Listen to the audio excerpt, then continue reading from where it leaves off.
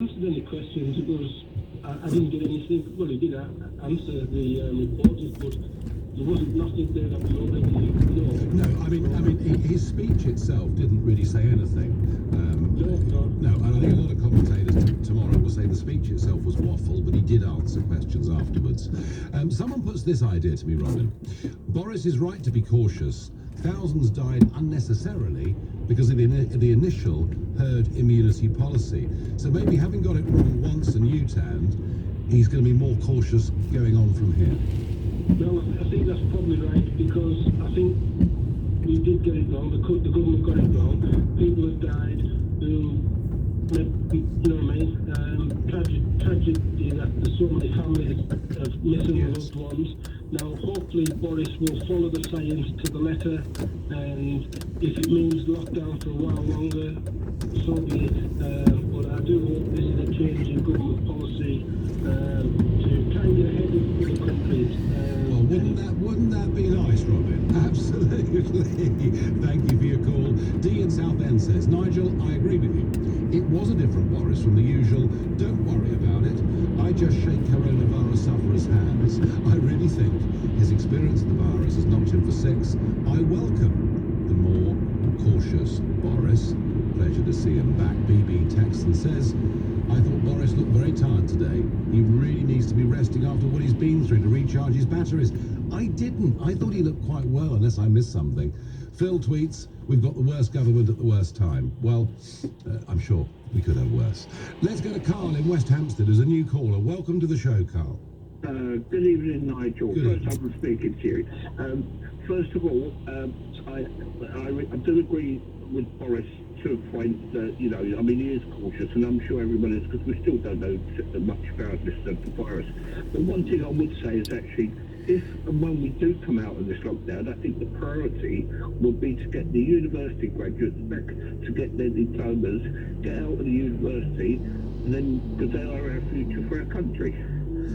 And I just think that we need to get those well, I think education, Carl, education at all levels, probably we need to get. No, absolutely. But I mean, for the next phase, and I'm talking about next year or two, in the immediate future, that we get the unions back, getting their education, and get them out to run the country.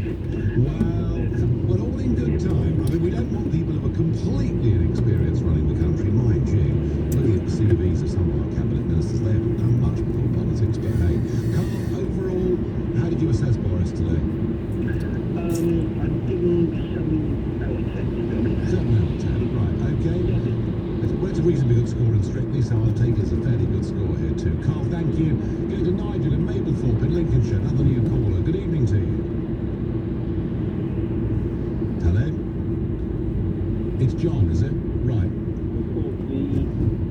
The experts that Boris had on with him tonight seemed far more relaxed, far more confident in their answers, because they knew that they had somebody who really could talk with authority up there with them. Yes. Well, look, I mean, let's be frank about it. He's head and shoulders above the others, isn't he? Oh, he certainly is. Even with his poor health at the moment, because okay, he's recovered, but he can't be, you know, 100%. But it was definitely an assertive performance by him tonight, I thought. Yeah, and assertive, but not in the old style, very much in a new style. Well, I think the old style was a bit bullshit rather than assertive, wasn't he? But so I think he has probably mellowed and as other callers have said, learned from his experience. But John, just put yourself in a position. Imagine you're one of the millions of small businessmen and businesswomen up and down this country, right? You're struggling very, very much out from because you fell through the cracks. You lost the Chancellor. You are absolutely desperate. You know that if we get to the end of June, you're out of business. And you were told on Monday that within days, you'd be told and given a roadmap out of this lockdown. And when Friday came, you didn't get it. You'd be a bit disappointed, wouldn't you? Yeah, I think we could have acted on to say that this is an experience for the whole world, you know.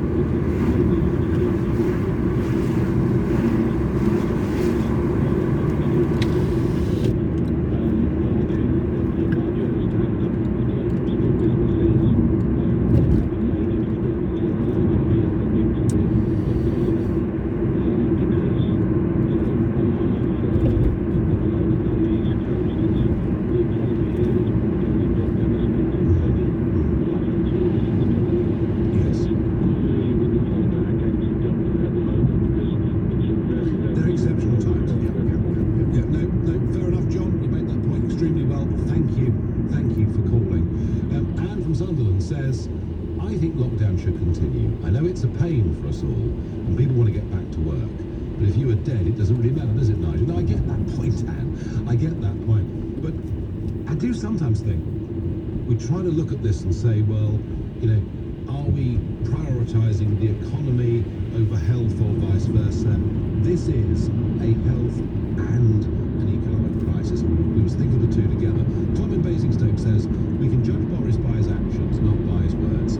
His cautious approach is because of his failures in the past. Well, Tom, I think they're all pretty chastened by the herd immunity approach and the U-turn they conducted on it. Vicky Clacton says, it's totally understandable the change in Boris Johnson.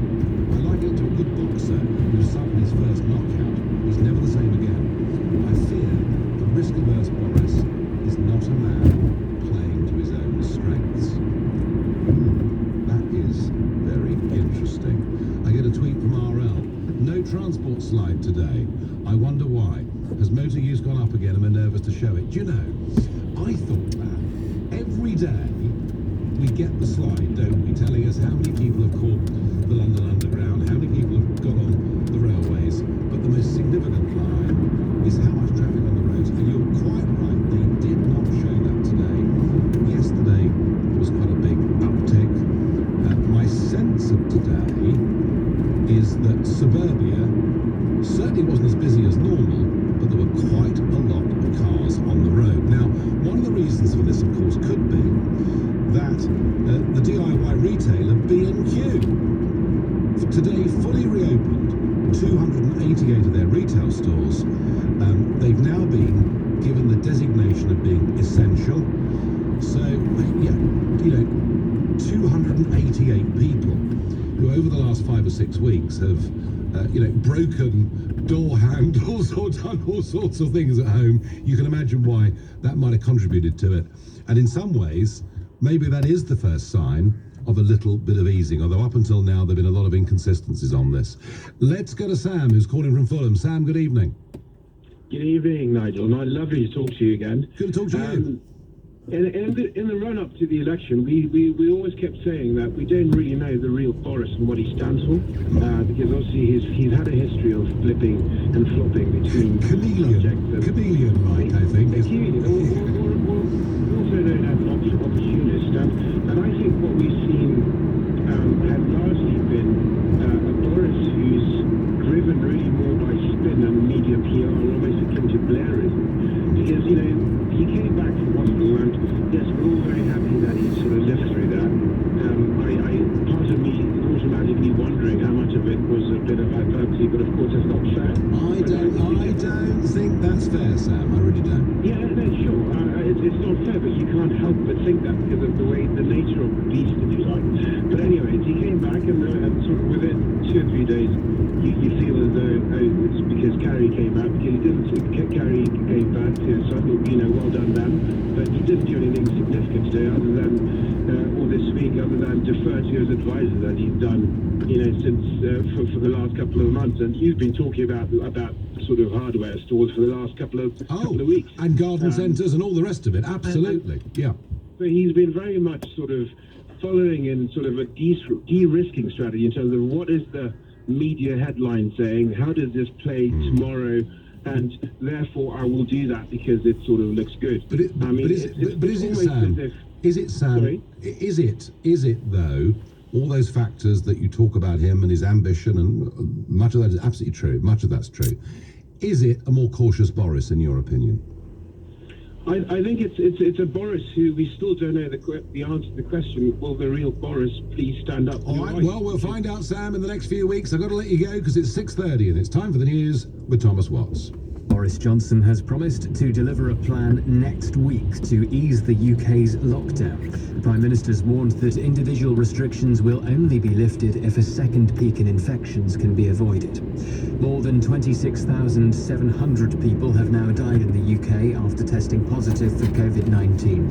There have been another 674 fatalities, including those in hospitals and care homes. The government has taken a significant step closer to its virus testing target.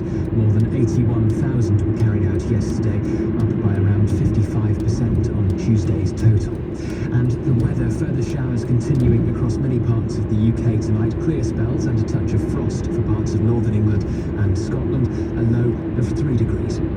Nick Ferrari at breakfast. Weekday mornings from 7. Just to say to everyone, but you'll be aware this was the day, 30th of April. I remind you of that date because it was said by one of your senior colleagues that we'd have 100,000 deaths. Clearly, we've come so lamentably low on trying to hit it. I accepted it. This is, something Right, that by yourselves. because we wanted to be ambitious. And as I said to you, Why don't you say you'll have a cure for cancer by next Wednesday? And where does this end? Nick Ferrari at breakfast. With Zero, get your business digital ready with Zero accounting software. LBC. The coronavirus lockdown has disrupted travel plans for millions worldwide. Adam French, senior consumer rights expert at Voyage, joins Nick Ferrari at breakfast with the latest updates on your consumer rights during the current pandemic. If the prestige refunds, the vouchers are not protected. If these companies go out of business, then that money is lost. Which are providing free expert consumer advice throughout the COVID-19 crisis. For more information and support on your rights with holiday travel, visit which.co.uk. This is an important message from the government. For now, we must all still stay at home. It can be hard, but it's making a difference. So please keep going for the ones you love. Keep going for every key worker on the front line as they keep going for us. Keep going because together we will beat the virus. For all of you making sacrifices every day, thank you. Stay home, protect the NHS, save lives. QuickBooks salutes the grit and determination of those who work for themselves. And in these challenging times, they're adapting to support their communities. So together, let's support them in return. Intuit QuickBooks. Visit quickbooks.co.uk. Goodwin Barrett has helped thousands of people get to the truth and the compensation they deserve. If you've lost money on a stocks and shares ISA sold by a bank, text GOOD to 78900. We are the people who care for the people. Today, tomorrow, always. We are nurses, radiographers, physiotherapists. We are hundreds of roles with endless opportunities. There's over 1 million of us and growing, giving quality care to be proud of. We are the NHS. And we are recruiting near you. And from September, we are supported with £5,000 per year to train. There's never been a better time to join your local NHS. Search NHS Careers. Applies to England only. Subject to eligibility. This is LBC, the Nigel Farage Show. Call 0345 6060 973. Text 84850. Tweet at LBC using the hashtag Farage on LBC. Boris is back in charge, and thank goodness for that, given how lightweight some of the others in the cabinet are. But it was a very different Boris Johnson, in my view, a much more cautious Boris Johnson, and perhaps, having been through everything he has in the last month, that is not surprising. But I wonder, particularly if you're listening to this and you're in business, or you're furloughed at the moment, or whatever it is, when you heard him on Monday talk about us having a roadmap for how we came out of this, and that within days we'd know it, to be told today at the end of that week, it'll be another week before we hear anything. Now, it suggests caution. I understand that. I'm not necessarily saying it's a bad thing, but would you have not expected a little bit more from the Prime Minister? Is this a new cautious Boris Johnson? Is that going to make him a better Prime Minister? We'll have to see. Well, lots of thoughts on this. Carol from Shoreham says it's very easy to push from easing the lockdown. We've not felt the horror of the virus. Boris has, and therefore he's got difficult decisions to take. Yeah, Boris has, and I think he's changed. But some other news, because look, Spain, who've suffered pretty much as badly as we have. Spain have announced, the government have announced, and they've printed a calendar with different colours, and this is what the Spanish have told their people, that preparatory phase 0 is from the 4th to the 11th of May. Hairdressers can open, provided they wear gloves and face masks and all the rest of it. Restaurants can offer takeaway services. Sports leagues go back to training. Walking, sporting activities on a small individual basis allowed, okay, because they've had a much tighter lockdown than we have. Phase 1, which goes on for about 2 weeks. And all of this, they say, is dependent on rates of infection. But from 2 weeks, they're told that bars and restaurants can open with no more than 30% occupation. Shops and other service providers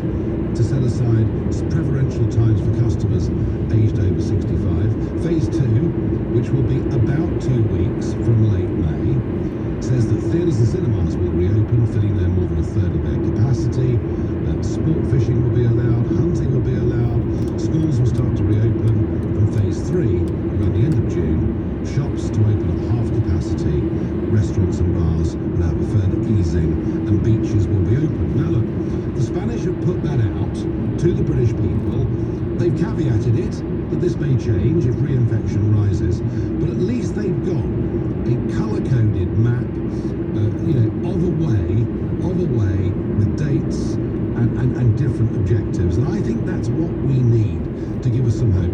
Other news, this I think is very, very significant. The Barclays boss, Jess Staley, has said having thousands of bank workers in big, expensive city offices may be a thing of the past. That, as tens of thousands of Barclays staff worldwide are working from home. And quite what that means for Canary Wharf or commercial property, I simply don't know. And Elon Musk, he's never short of causing a news headline. He's described the lockdowns of the USA as forcibly imprisoning people in their homes and said that it was fascist. This because his Tesla plant has been closed. Let us get back to your calls and your thoughts on this. I saw a more cautious Boris. What did you see? Trevor in Colchester, good evening. Good evening, Nigel. Nice to speak to you again. Yeah, good to speak to you. So what did you make of it today? Well, I was quite impressed, to be honest. I mean, after what we've had to listen to from the other ministers, agony. Every day, Matt Hancock started getting cocky, and people started taking offence. Yep. You know, especially when he started putting down, this is basically an order, and you will do it. Yes, you will do it. Head prefect, I call him, Trevor, yeah. Yes, exactly. No, I agree with you. Boris is head and shoulders above the rest. But will some people be a bit disappointed that what was promised on Monday wasn't delivered? Right. We knew there was going to be another, the lockdown wasn't going to change. I wasn't expecting it to change. I mean, Nigel, I booked some kids to the red zone last week with a really bad chest pains, and the care was absolutely fantastic. I couldn't fault it, you know. So you didn't test positive for coronavirus then? No, well, they didn't swab me. They just gave me some morphine and the pain in my chest started going away. Right. But it was an ongoing thing, and I did tell them this, but they took precautions and took bloods and etc. So what they actually do with them, I'm not sure, you know. But they said I was fit to go home, which was a relief. But it sounds like you are, Trevor. Yes, I'm glad he's back. I mean, everything else seemed to be just sort of robotic. Before there's feeling there, and I do like the Boris that we've got, the cautious, because if we start just letting everybody run right now, it's just going to go through the roof. Yeah. I do believe, though, Nigel, we should cancel school holidays.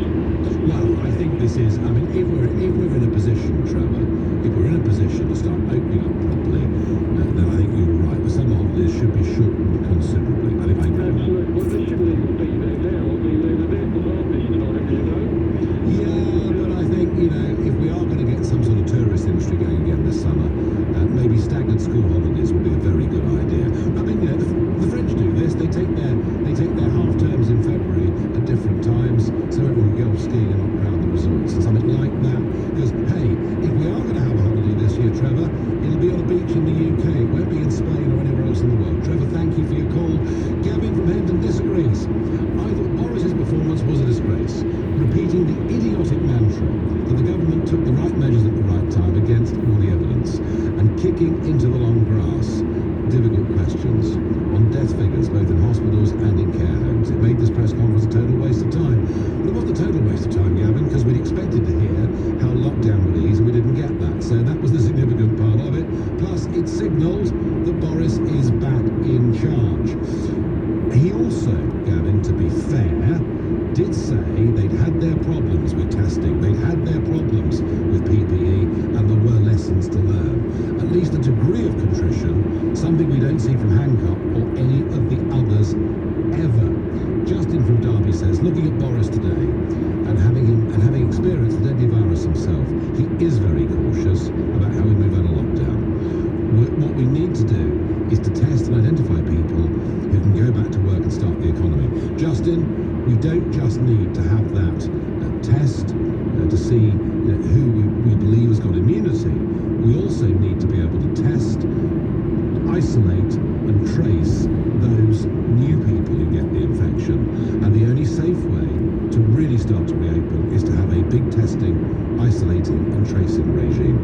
the truth of it. Andre in Notting Hill is a new caller. Good evening, Andre. Very good to speak to you. Good to speak to you. So, I mean, it is a more cautious Boris, isn't it? I don't think he was more cautious. I mean, from my point of view, he came across more pensive, so more measured perhaps in the sport. I mean, the problem was, I mean, that's in my view irrelevant because it's clear that this virus can't be contained, as illustrated in Germany. So we just have to come to terms with the fact that we have to live with it. Otherwise, there won't be an economy to come back to. Well, I'm We increasing. can't keep on kicking the can down the road. I mean, it's not practical. Well, Andre, I have to say, I have over the last few weeks become convinced that you're right. We are going to a degree to have to learn to live with this, which is going to mean some huge cultural changes in terms of the way in which we live, the way in which we work, the way in which we interact with each other. But Andre, Boris today, I mean the Spanish, who've been through a miserable time like us, at least they've given people some sort of idea of what might happen over the next couple of months. Boris did rather promise this to us on Monday, didn't he? Well, this is it. I mean, I'm a small business owner, and there is a regime uncertainty, so I have no idea what to expect, Yes. how to plan ahead. We do need a roadmap, a very clear roadmap. We need to know when certain businesses are going to re-emerge and open. There's nothing. And again, I'm fearful that because of what Boris went through, and fair enough, he did go through quite a lot, and was fairly spare. He'll be more apprehensive about, as he would say, turbocharging the economy. Well, that's the caution I'm talking about, Andre, isn't it? Well, I suppose you could argue that, yeah. Well, that's how I feel. So, I mean, do you feel frustrated, angry? I mean, how do you feel about all this as a business owner? I think the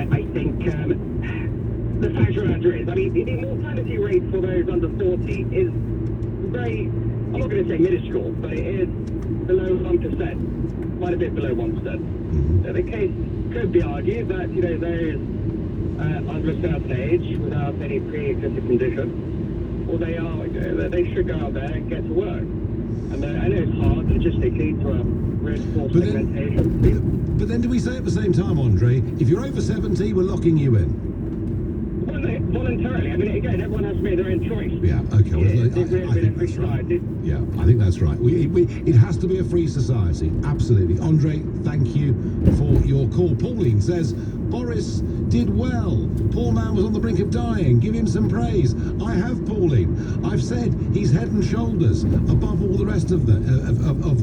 I thought there was a degree of contrition about government failures. I thought he came across as sincere and genuine. I have said all those things, Pauline. It's just that I detected a much more cautious Boris Johnson and one not delivering at all on the promises he made on Monday about giving us a roadmap out of lockdown. I think that's a pretty balanced view. I hope so. It's 6:45. Time for the news headlines with Thomas Watts. Boris Johnson says the UK is on a downward slope of coronavirus infections. The Prime Minister has promised a comprehensive plan next week on restarting the economy. British Airways has warned up to a quarter of its pilots could lose their jobs because of the collapse in demand for travel. Further showers continuing across many parts of the UK tonight with a low of 3 degrees. LBC Travel, I'm Dave Goff. It's slow on the M25 clockwise. A lane stays closed because of an accident between junction 9 for Leatherhead and junction 10 for the A3. Anti-clockwise on the M25, there's also a lane closed. That's because a lorry is having a tyre change, the junction 7 for the M23. On the M25, a lane stays closed in both directions. That's because of emergency repairs between junction 5 for the M26 and Clackett Lane services. In St Albans, the A414 stays shut westbound from the Park Street roundabout to the M1. That's because of flooding. On the Tube, the Waterloo and City and Circle lines remain suspended. The advice is to only travel if your journey is essential. Coming up at 7 on LBC, Ian Dale. Coming up at 9, Emma Kenny will be joining us for our expert Q&A hour on mental health and anxiety. So do give us a call after 9. Ian Dale on LBC. Together with Versus Arthritis, Steve Allen discusses the challenges of his own condition. What I've learned since getting arthritis is that the condition can impact everybody in different ways. It can be work, relationships, independence. There's all these things that we don't even think about and we all take for granted until it affects someone you know. That's why LBC is speaking out against arthritis. It's not all right. It's arthritis. Join us at versusarthritis.org. At NatWest, we're putting our money where your business is. We've set aside £5 billion of working capital funding for our customers and have already lent over $3 billion to businesses like yours. So if you bank with NatWest and COVID-19 has affected your business, remember, every one of us is here to support you. Search NatWest Business Coronavirus. Figures for RBS Group. Security may be required. Over 18s only. Subject to status. Business use only. Product fees may apply. This is an important message from the government. For now, we must all still stay at home. It can be hard, but it's making a difference. So please keep going for the ones you love. Keep going for every key worker on the front line as they keep going for us. Keep going because together we will beat the virus. For all of you making sacrifices every day, thank you. Stay home, protect the NHS, save lives. The Nigel Farage Show on LBC. Call 0345 6060 973. No wonder people ask questions about this government. You see, 24 hours ago, Michael Gove was asked the question about the wearing of face masks. And he said that it may not be a good idea because people might start to behave in a cavalier manner because they're wearing face masks. 24 hours on, Boris Johnson, who is asked the question, says that he thinks we will start wearing face coverings and face masks as we begin to ease out of the lockdown. We're not getting very clear, consistent leadership from this government. And whilst it was great to see Boris Johnson back there at 5 o'clock today, he promised us on Monday he'd give us a roadmap out of lockdown. We got none of it. Lockdown continues as it is. We've got to wait another week, and that will give added worry to millions of people and millions of businesses. Caroline from Hampshire says something, she's right here actually. For heaven's sake, Nigel, Boris Johnson chose the weak people in his shoddy government. Boris chose them, gave them their positions. One of whom, Caroline, was the careerist who happens to be our Health Secretary, Matt Hancock, who, whenever he makes a promise of how many thousands a day we're going to test and fail, when we get there, he then ups the ante and makes even greater promises into the future. We haven't reached the 100,000 a day that he was talking about. Of course we haven't. But now he's telling us that by the middle of May, we'll be able to test and trace and track people around the country. I know it's not true. He knows it's not true.